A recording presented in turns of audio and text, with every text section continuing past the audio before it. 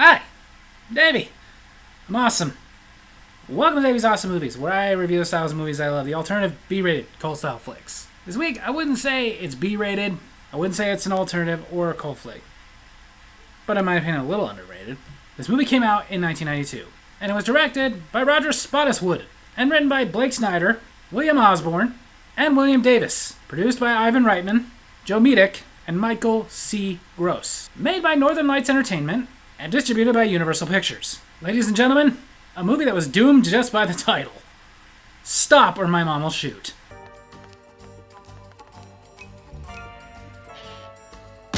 The movie opens with a couple of detectives, Tony and Joe, Joe being played by Sylvester Stallone, and they are busting men who deal in stolen goods. Which means among the stolen items in there, this movie wasn't in it. Even though things have turned bad, Joe is looking for a sign from above. That'll do.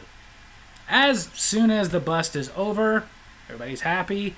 Joe goes to a bar with his friends, but spends the entire night trying to call his mother, who is ignoring his phone calls. By the way, kids, what Joe is on is called a payphone. A phone you would pay to use it and call other people. What she was ignoring was called a landline phone. Back then we just called it a phone. But it was one you couldn't take everywhere with you. You could only put it at your house. The next day, Joe is getting reamed by his lieutenant. But not over the bust that went bad. No, that would be official business. The lieutenant is his girlfriend. And she heard that after the bust, he went to a bar and was calling somebody all night. But she knows it wasn't her. And she wants to know who he was calling. I was calling my mom. You know, I've been in this situation where you don't really want to tell the truth, not because you want to lie to them, but because you know dang well that the truth does not sound very believable. That's it. It's over between us. See? That was the truth, and she doesn't believe him. But now he goes to the airport to pick up his mother, who apparently, while she was on the plane, was making some friends. I was a bedwetter, too. See, apparently everybody enjoyed talking to her. I can tell you, definitely I wouldn't. I'm the guy on a bus or a plane when somebody's talking about their kid that they're going to visit. At the start, I'm going to try and be polite and go, that's nice. But eventually, I'm going to tell you to shut up. I don't care about your kid. But then we finally see his mother, Tootie, played by the late Estelle Getty. And apparently she has been telling everybody on the plane every embarrassing story she can think about him. Even showing them pictures. You know, you looked real sexy in those diapers. Okay, unless the diaper you're referring to was something he was wearing like a year or two ago, that was a very creepy thing to say. And if it was a picture of him wearing the diapers a couple of years ago, well, that's just a whole new nest of problems. As they're driving, and Tootie admits that the reason that she did not answer his phone calls is because she did not want him to cancel again. Which, can you blame him? They get a call over his police radio that there is an all cars notified for a jumper off of a building. Of course, when they get there, the police psychiatrist has not shown up, so Joe is going to go handle the jumper. And Tootie asks one of the officers, what was the problem? Well, he wants to talk to his mother. Apparently, they've been having some problems. Yeah, my mom wasn't really the one I wanted to talk to about my problems. Unless my problem was, I'm hungry.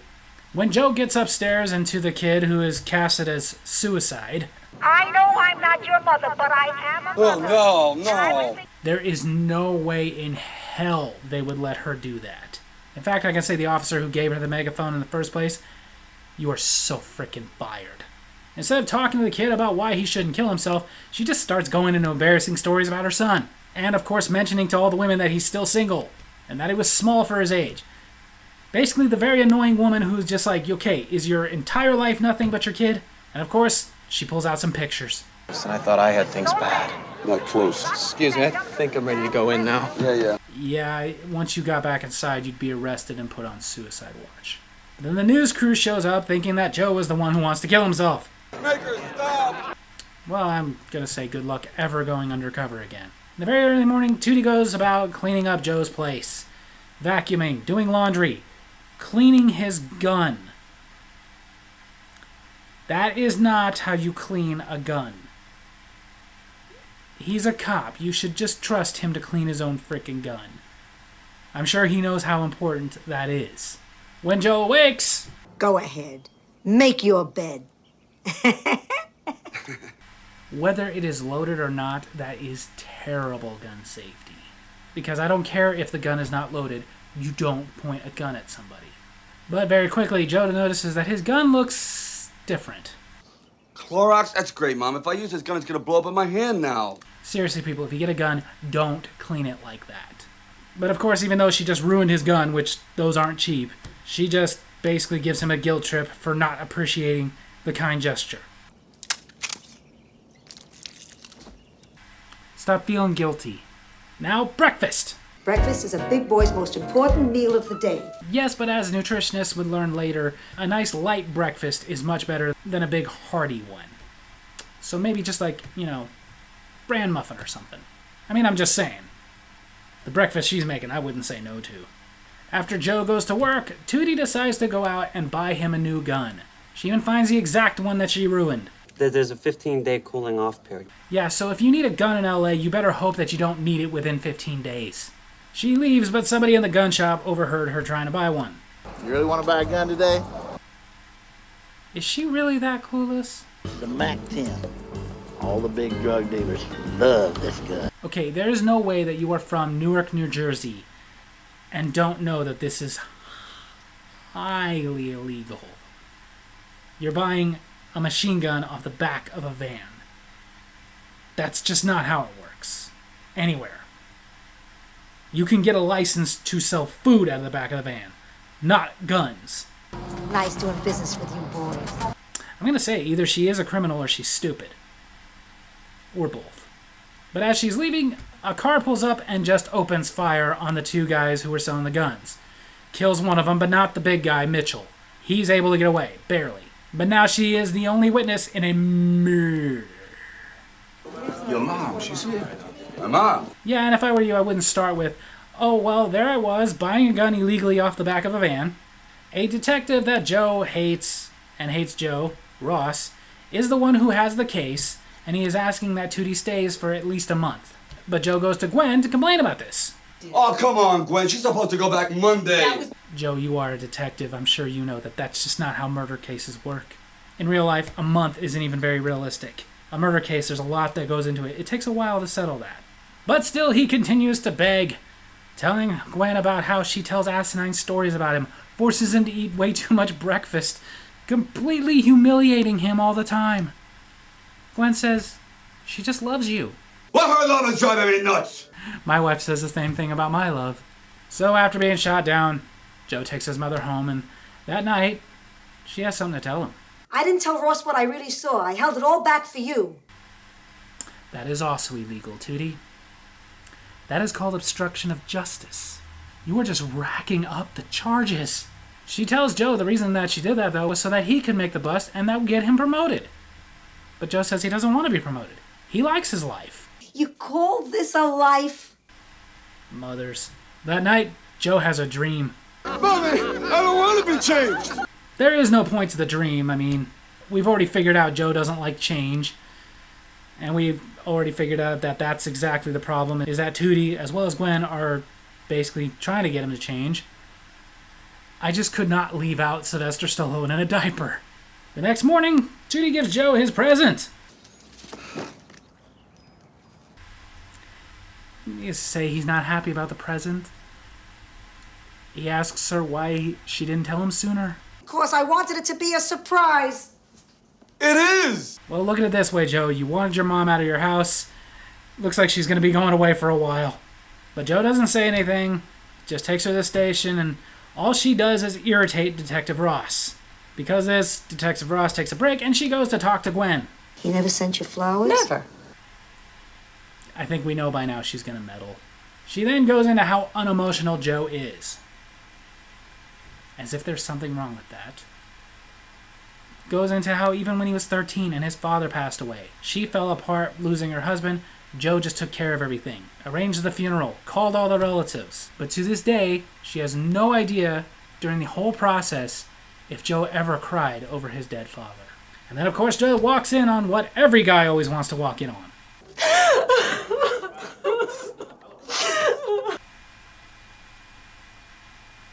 There. In the car, Tootie gives Joe more information about the actual murder. Tells him the license plate number on the van. So he has it ran and goes to the address that it is registered to. This is how bad you criminals are. You're going to sell illegal firearms out of your actual van. One that you have registered, one that can easily trace. I'm not trying to give anybody ideas, but seriously, don't! So they get to the big guy Mitchell's home. Do you have Mr. Provoloni's suit ready? We don't care if you get it. Okay, I do. If you want to get it, go watch Oscar. That movie's awesome. The girl inside screams, so Joe kicks the door open. And you know something? They make it look like kicking doors open is really that easy. It's really not. Even if you are built like Sylvester Stallone. The girl is fine, but the other two get away and drive off. Get in, sweetie. Get in. We're gonna nail those turkeys. Okay, now you're allowing her to endanger herself. You're frickin' fired. Especially because, as it turns out, she's not a good driver. So you not only endangered her, but many other innocent pedestrians. Fired, maybe even brought up on a few charges. She's already got plenty. After this, Joe has finally come to his senses. He goes to Detective Ross and gives him all the information that his mother had given him about the case. The fact that not only has this all gotten out of control, but the fact that she was, in fact, withholding information. Ross takes Joe aside, they go into the bathroom, and he basically threatens to have his mother arrested. Should have picked a better place to threaten him. But hey, at least now he's got assault. Tracking the illegal firearm that she gave him, he tracks it to a Mr. Parnell, a company owner. They go to his office. Things are suspicious because that turns out that gun was registered to a gun factory that burned down, and apparently so did all the merchandise. And as he's talking to Mr. Parnell, guess who shows up? I say we take them downtown and work them over. Yeah, okay. Parnell asks if they have a warrant. They don't, but what they do have... I have a good mind to take down your pants and give you a spanking you'll never forget. Well, that settles it. He does not want a spanking, so he lets them go search the warehouse. I'll be back. Oh, I mean, it wouldn't be a 90s Stallone movie if they didn't take some kind of a dig at Arnold Schwarzenegger. But later we'll get into how he got the last laugh. When they arrive at the warehouse, Joe gets the idea to lock his mother in the car. Too bad he didn't think of that earlier. But his mother is just way too stubborn and persistent. Oh, hi, Mrs. Bumowski. This is John. Instead of asking for backup, she just asks the guy to tell her how she can break out of the car. And he does. This is a very incompetent police station. Go ahead, shoot. At this point, I would. But her not realizing that she is not a cop and she should not be doing this, she shows Joe that she took a gun from his glove compartment. Just as... No. Joe unloads his gun shooting at the thugs, but one of them's getting away. Stop! Or my mom will shoot! Of course he was going to say it. He catches the big guy. The Fanucci brother gets away. So of course he takes the big guy to the station, where Gwen is so happy to see him. Can't find it anywhere. Are you sure you left it? Well, so much for keeping this secret and professional. The reason she's so excited is because Joe finally sent her flowers. But he informs her it wasn't him, it was his mother. Honey, I didn't mean it. Now she mad. Joe is also mad, so he goes home with a list of rules for his mother to obey if she's going to be allowed to visit anymore. But Tootie has something to say. She's only trying to help Joe because she realizes how special Gwen is. And when you meet someone who's special, you should reach out and grab hold of them with both hands. Well, maybe that's how they did it in your day, Tootie, but now that's assault. But she just continues of how her big fear is that Joe is going to end up old and alone. Like her. For your information, I didn't dump Gwen. She dumped me. Okay, Tootie, start with another story. Picture it. Sicily. Joe goes back to the police station to drink, of all places. But it turns out Gwen is also there. But this gives Joe the opportunity to tell her how he messed up. And when you meet someone as special as you should reach out and grab them with both hands. Does mommy gotta do everything for you? But it works. They kiss. My mother said it, Gwen. Really not the time, dude. But she doesn't care. They're together. He's expressing feelings. Wuss. So we go back to Parnell and the Finucci brother. He gave him agita. Joe goes home that morning. Nice. But he sees a note from his mother saying that she is sorry and that she is going home to Newark. But maybe you forgot there is a murder case still pending. That you are the key witness. So Joe rushes to the airport, chases after her, and tells her that she was right. And because of her being right, him and Gwen are back together. Mom, I want you to stay. So long as you follow the rules. Seriously, he does bring up the rules and she does agree to follow them. When Tootie and Joe get back to his place, they can see that somebody has obviously broken in. So Joe has to be cautious. And while he is cautiously looking around... She didn't wait in the car. She never waits in the car. She's obviously not going to follow the rules. Just take her back to Newark. But she also recognizes that it's Mitchell. When he wakes up, she gives him some chocolate milk, and he tells them how he and his brother at an abandoned airstrip found a bunch of cases of guns, took a couple, and they were selling them. That's how they got into this mess. Joe decides he's going to go check it out, but before he goes, he's got something he's got to do. This. Well, finally this will keep her from getting involved in police business. I'm out. Never mind. Mitchell goes upstairs and grabs his gun. He's going to leave. Is it stop or my mom will shoot, or stop or my mom will hit me in the head with a pan? Joe, of course, goes to this abandoned airstrip that Mitchell had told him about, and he calls in for backup like he should do. But just at that moment, Tootie shows up. How did she get there that fast? You got me. I mean, seriously, by all accounts, it doesn't make any sense. Seriously, Joe, if you really wanted her to stay home, you should have bought her a cheesecake for her and her 3 friends. Of course there was going to be Golden Girl references in this. So now that Joe can't wait for the backup, he gets an idea. He gets into a big rig and crashes it into the plane so that it cannot take off. And then after this, he's going to challenge every man there to an arm wrestling contest. I don't care what you say, that movie was awesome. At this point, they can hear sirens. Parnell knows it's over, but decides to make himself feel better, he's going to shoot Joe. But it turns out that Tootie took Mitchell's gun before she left. And now, Tootie gets a one-liner. That's what moms are for, Junior. My mom never shot anybody. Except Dad. Dude, shut up! Then we fast forward, the trial is over, and Tootie is at the airport with her son and his new fiancée, Gwen. She's going home. But Tootie sees someone. I recognize his face from America's Most Wanted on TV. I mean, to be fair, that show did lead to a lot of cases getting solved. Joe, draw your gun. He's getting away. Joe, he's getting away. Draw your gun. Joe! Turns out she's right. She did see this guy on America's Most Wanted. Joe goes after him and catches him, and just then Tootie remembers what he did. He shot his mother. So there you have it. That's the disastrous flop. Stop or my mom will shoot. I mean, this movie made money. It had a $45 million budget and did $70 million in the box office. But that wasn't the performance they were hoping for. And it was insanely bashed by both critics and audiences.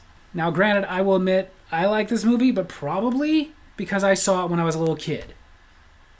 It was funny. It had the chick from the Golden Girls. What more did I need? As an adult watching this back, it's funny for different reasons. At this point in my life, this movie's so hokey, bad, and predictable, it makes me laugh. Sylvester Stallone himself says that this is the worst movie he's ever done. He did not like it at all. However, he says it might have been better had they gone with the original script. The original script, the mom was supposed to be very nasty and mean, more compared to the mom from Throw Mama from the Train. Another movie I love. But then when Estelle Getty got casted as Tootie, they could not do that. Even though she was kind of mean in the Golden Girls, it was in a caring way that she was mean. She came across as that nice old lady that was like everybody's mom. So there was no way she was going to play a very nasty, evil mother. They ended up changing the script to make it to where more like, yeah, she's annoying, she's meddlesome, but it's coming from a good place of love. Funny enough, they originally wanted Bea Arthur to play his mother. But Bea Arthur didn't want to do it. She was more focused on the final season of The Golden Girls, which came out the same year as this. And that's what she wanted to focus on, was wrapping that show up. But Estelle Getty, one of her co-stars, had heard, okay, well then that means this part is up, and she really wanted to work with Sylvester Stallone because she was a huge fan of his ever since Rocky. If Bea Arthur had played his mother, this might have been better, because she definitely could have pulled off nasty, mean mother. But either way, this probably wasn't going to be a movie that was going to get very successful. I mean, the title alone lets you know that this is going to be stupid. What's even more funny than any of the hokiness in this movie is how Stallone got into the movie. Stallone and Schwarzenegger now talk about how they're friends now, but in the 80s and 90s, they were super competitive with each other. They were both top action stars. They were both very sought after for basically any action movie, so they were extremely competitive. And they did some pretty mean stuff to each other. Like, for example, Stallone leaking to the press that Arnold Schwarzenegger's father was a Nazi sympathizer, which at the time, even Stallone didn't know was true. Arnold Schwarzenegger himself, not. But it came out as a tee-hee-hee kind of thing. And it spiraled. And Stallone admits, though, that the only reason he wanted to do this movie is because he had heard about it and heard that Arnold Schwarzenegger was interested in doing the movie, so he wanted to swoop in and take it from Arnold Schwarzenegger. But years and years later, not only did he admit that that's why he took the part, but Arnold Schwarzenegger admits that he was never interested in the part. He read the script, said, this is crap, I'm not doing it, but let it leak among insiders that he was very interested in doing it just to see if he could get Stallone to do it. And it worked. So even though they threw a little knock at him in the movie, Schwarzenegger got the last laugh. Then again, Schwarzenegger don't laugh too much, because you did later go on to make Junior. Funny enough, though, even though Estelle Getty wanted to work with Stallone, wanted the movie, she almost didn't do it because she did not want to be in a movie with guns. So the producers lied to her and told her they were going to write them out of the script. Then again, kind of her fault for believing them. It's a movie called Stop or My Mom Will Shoot, and you really think there's not going to be guns in it? It wasn't Stop or My Mom Will Bake You a Casserole. Either way, like I said, the way you can enjoy this movie is for its awful hokiness. Sometimes there's just movies that are so over-the-top hokey and stupid that it makes you laugh. That's how I enjoy the movie nowadays. As a kid, I didn't get how hokey it was. I was just like, ah, ha, ha, it's funny, and it's got the mean mom from Golden Girls. But as an adult, I absolutely love it because it's so terrible. So on that note, if you're entertained by terrible hokey movies, then I do recommend go check out Stop or My Mom Will Shoot. And laugh knowing that Schwarzenegger trips Stallone into a diaper. So there you have it. That's my movie review this week. Hope you guys enjoyed it. And if you did, make sure to hit like and subscribe and the little bell so you get notifications for when I post the videos. And leave a comment I can respond to in my next comment corner. Tell me what you thought of Stop or My Mom Will Shoot. Love you guys.